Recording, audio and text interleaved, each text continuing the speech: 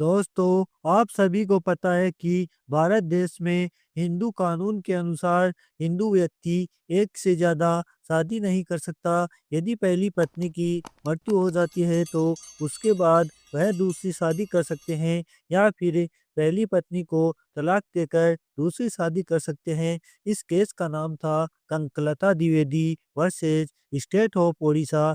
इस केस के फैक्ट इस प्रकार थे।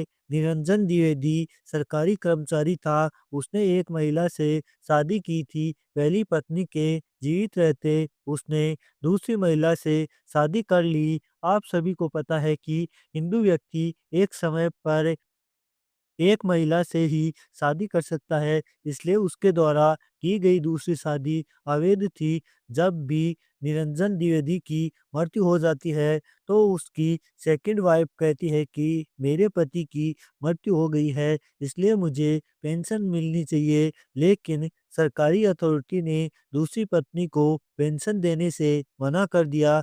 सरकारी अथॉरिटी ने कहा कि हम आपको पेंशन नहीं दे सकते क्योंकि आप निरंजन की वैलिड पत्नी नहीं है। हम केवल पहली पत्नी को ही पेंशन का लाभ दे सकते हैं। दोस्तों, वीडियो को लाइक करें, शेयर करें और चैनल को सब्सक्राइब करें।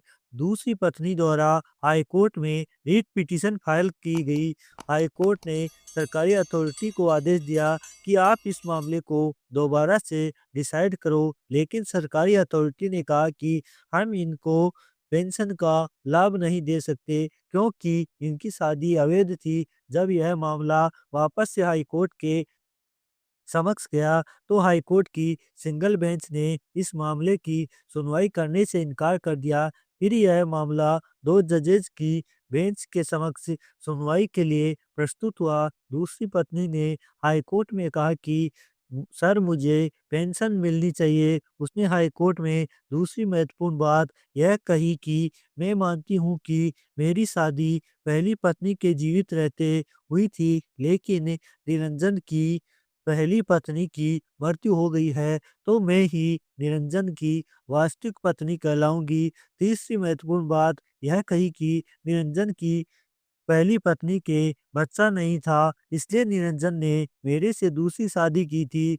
दूसरी पत्नी कंकलता ने सुप्रीम कोर्ट के एक जजमेंट का हवाला भी दिया था। उड़ीसा हाई कोर्ट ने मामले के तथ्यों का गहनता से अध्ययन करने के बाद कहा कि हिंदू मैरिज एक्ट 1955 के अनुसार कोई भी हिंदू पुरुष अपनी पहली पत्नी के जीवित रहते दूसरी शादी नहीं कर सकता और पत्नी भी अपने पहले पति के जीवित रहते दूसरी शादी नहीं कर सकती।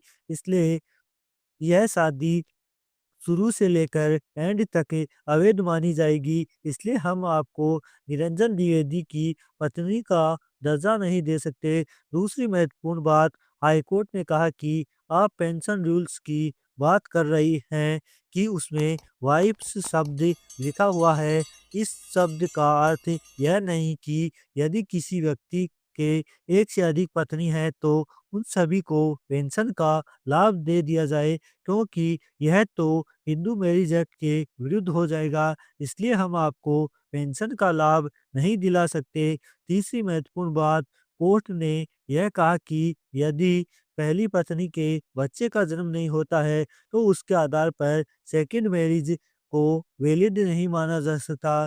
कोर्ट ने कहा कि हम मानते हैं कि निरंजन की पहली पत्नी की मृत्यु हो गई है, लेकिन इस आधार पर हम आपको निरंजन की वैध पत्नी नहीं मान सकते क्योंकि आपकी शादी शुरुआत से ही अवैध थी और वह अंत तक अवैध रहेगी। और आप जिस सुप्रीम कोर्ट के जजमेंट का हवाला दे रहे हैं वह आपके केस में लागू नहीं होता। कर्नाटका हाई कोर्ट ने भी अपने जजमेंट में यह कहा था कि यदि हम किसी भी कारण से सेकंड मैरिज को वैध ठहराने लग जाएंगे तो आने वाले समय में ज़्यादातर व्यक्ति दूसरी शादी करके कुछ ना कुछ रीजन कोर्ट में पेश कर देंगे। कोर्ट ने कहा कि हम आपकी सिचुएशन समझते हैं, लेकिन हम आपको निरंजन की वैध पत्नी नहीं मान सकते, इसलिए आप पेंशन पाने की हकदार नहीं हैं। दोस्तों, ऐसे ही इन्फॉर्मेटिव वीडियो देखने के लिए वीडियो को लाइक करें, शेयर करें और चैनल को सब्सक्राइब करें। जय हिंद, जय भारत।